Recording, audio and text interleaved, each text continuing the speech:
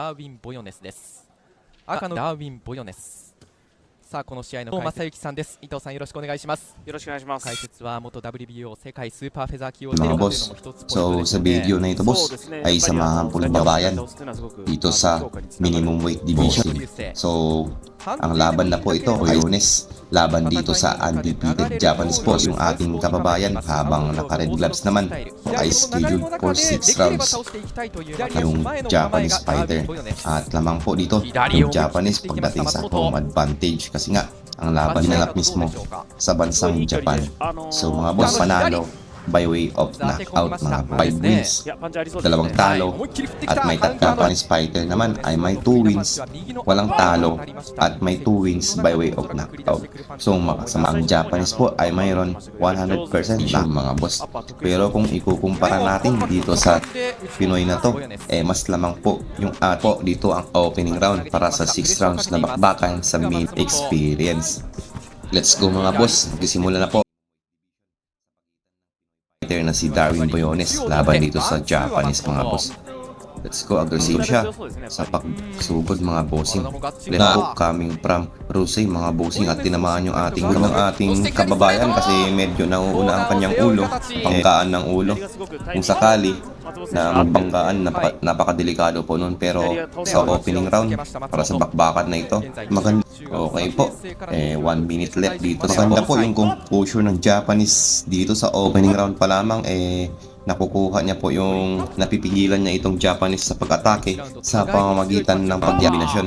Pero maganda rin yung pinapakita ng Pinoy po yun sa pinakamagandang taktika na kung saan ay pwede mong kontrolin yung pagiging agresibo ng isang kalaban.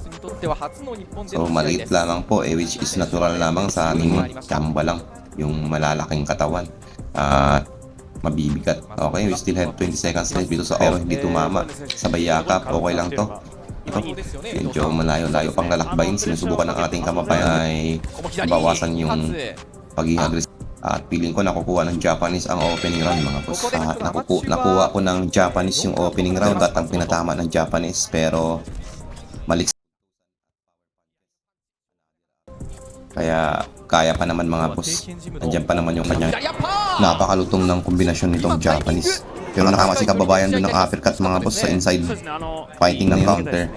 Another left hook ang pinatama ng Japanese, pero napatas si kababayan. Pero kinakaya lang ng ating kababayan ang kanyang mga kombinasyon. Pinatamaan siya ng solid sa mga napakalakas na kombinasyon mula sa iyong kalaban mga bossing. Ay kaya mong tumanggap ng okay. Maganda pa rin ang composure ng Japanese dito sa second round na ito mga boss. Shout out videos. O going back to the fight mga bossing. Salamat po sa laging pagsubaybay. Another left straight ang pinatama ng Japanese dun. At range mga boss kasi may lisik yung Japanese. Cannot count out ating kababayan kasi slam. Okay, pero pag tinamaan to, magpabago lamang sa experience. And I am very sure na makagamit niya dito. Good straight coming from Filipino fighter. Another straighter, pero kailangan niya mag-ingat sa tuwing mag-ganon. Makatama ni kababayan doon. Another na naman. Counter. Ayun, tinamaan si kababayan ng isang side. Nang sa ganun makaiwas sa ganung klaseng yung ganon. Sana mag-adjust yung kanyang counter punches. Nasa pool si kababayan doon mga bossing ko. Let's go. 55 seconds left. Lamang pa rin yung Japanese. Another left ang pinatama ng Japanese, pero naman yung ating kababayan. Nagkahit yung mga bossing, grabing tibay kahit ilang beses sa tinamaan ng mga solid mga bossing ng Japanese fighter. Napakatibay ni bossing. Nung left hook ang pinatama nitong Japanese, talagang nasaktan yung ating kababayan. Seconds left dito sa round number 2 sa bakbakan na ito mga bossing. Another left counter. Dapat mag-iingat si kababayan. Another left. What a good uppercut ang pinatama ni kababayan dun. And bakbakan na to. Nakakalamang pa rin yung Jap for 6 rounds. So nasa mid round na po tayo. Pero may pag-asa pa mga bossing kasi ang laban na to kasi kaya pa pong gumawi yung ating kababayan. At kung maaari, i-knockout na lang. So isang solid na ito mga bossing ko. So isang magandang timing ng kombinasyon. Right straight. And abangan po natin pala at suportahan natin paparating na laban ワンツー ng さら ating にやっぱ kababayan na 怖い si 振ってきます bad boy ng やっぱただおここも Mexico 怖いです Hero ね mga bossing. Abangan po natin yun, June 6 na po ng Mexico na si Luis Neri mga batay. We still have 1 minute and 53 seconds yun solid kasi sinabayan niya ng atras eh. Delikado dun. ただやっぱりタイミングが少し怖いので Dudugo to mga body nun mga boss pag nagkataon eh talagang napakalakas ng pagsugod. Itabanggaan sila ng ulo mga boss. 距離かガードかでしっかりしてほしい Let's go. そこはケアしてほしい Yung Japanese to mga bossing. Tinatama ng kababayan dun, napatas yung Japanese. ちょっと松本選手来ました Nasaktan na patas mga boss yung Japanese fighter. Mga bossing. Naramdaman niya rin yung suntok ng Pinoy. So, nakakabawi yung ating kababayan. Another uppercut ang pinatama ni kababayan pero mag-ingat siya sa counter ng dyan mga boss. Napakaganda ng mga naganap na yung kanyang left uppercut tsaka yung mga bossing. Left na naman. Yun ang delikado body shot. At yung right hook niya mga boss. Yun, another attempt for the body shot pero hindi tumama. 最初のパンチで足に少し来た Pinoy fight. Dalawang ganun na lang eh talagang na-strike na naman. Nasa pool yung ulo mga bossing. こうケアした方がいい Pinoy mga bossing. Maganda yung mga patama ng ating kababayan dito sa round nito mga boss. Ng ating kababayan, we still have 8 seconds left dito sa round number 3 mga boss. First right step ang pinatama ni kababayan pero may patama rin Japanese. Yung Japanese dito sa round na to mga bossing at napapatas na. Yung Cebu mga boss. Tinamaan pa siya mga boss at panoorin po natin yung konting highlights. Nasaktan yung Japanese dun mga boss. Headlights, ayun po, tinamaan ng solidong uppercut. Ayun o, yung what a good. Yung muntik bumagsak doon pala mga bossing. Kaya napatas yung Japanese kanina. Ito pa mga boss. 3 beses na niyanig yung Japanese dito mga boss. Pumatas yung Japanese. Ito pa mga boss oh. Bakbakan mga bossing. ストレートお互いのストレート Nakabawi yung 3 na yun mga boss. うまく 3 beses niya po. Tinamaan ng uppercut tsaka counter doon mga boss. Muntik na Japanese fighter. Okay mga boss, kayo na pong bahalang manood para another left hook. Bawasan na yung ingay natin. 上下にも打ち分けていくのが松本。はい。ゴエレスのまた右。最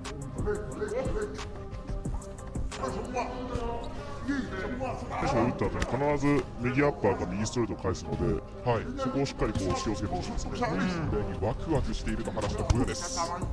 ですよね、ボヨ狙ってますね。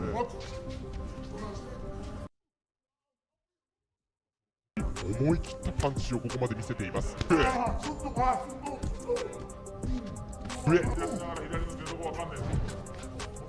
ました松本。2連続デビューから KO なるか。左ボディって打つの難しいんですけど、はい、右ってどうなんでしょうか。なかなかこうサウスポーまたショートで今ショートでしたね。ボヨです。松本も返します。入りがやっぱり狙ってます。はい。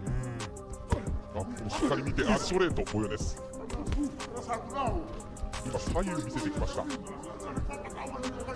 対松本、24歳、ダーウィン・ボヨです。こ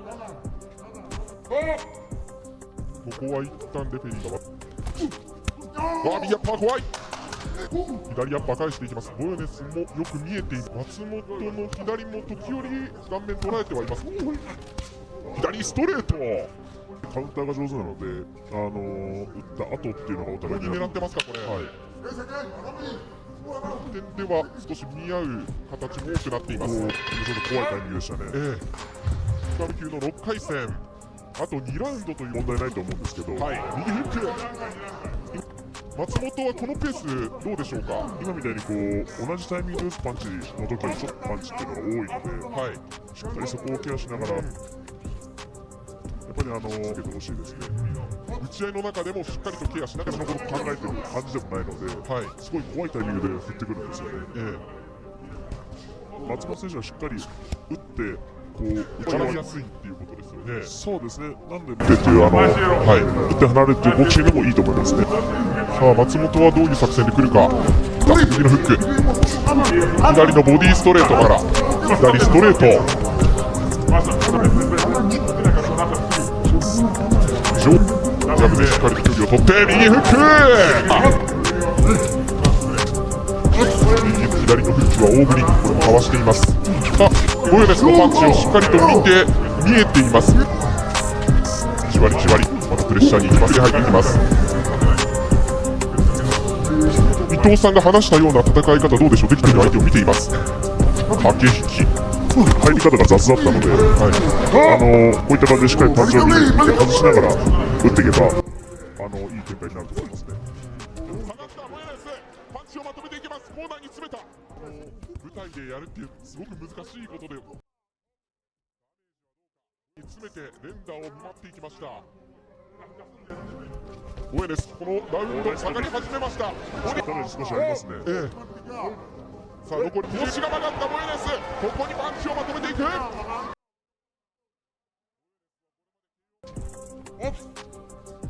あ松本最後はいい形、ボディも効いたか。ボディ効いてますね。腰が丸が飛び散る形を作りました。第5ラウンドが終了しています。1ラウンド両者に期待すること何かありますか。そうですね、の松本選手もう一度作ってほしいですね。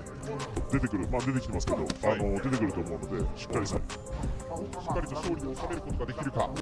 ボヨネスも松本を下せば、開始ラウンド、強いパンチを振るってきます。ボヨネス、いくはずです。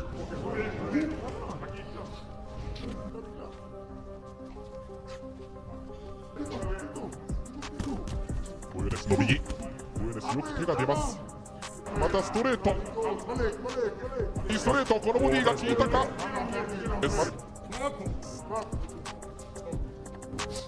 最終ラウンドでもありますが、ここでもボディ打つ、ボディそこまで強くないかもしれないので、下狙ってってもいいと思います。上を当てるためにボディを打つっていうのはすごく大事なことなので、そうですね。飛びました、松本、嫌がってると思いますね。松本がボディを打つたびに少し危ないが経過しています。またボディアッパー、ボディアッパー、動きがあります。上です。最終ラウンドですが、両者の動き、衰えは全くありません。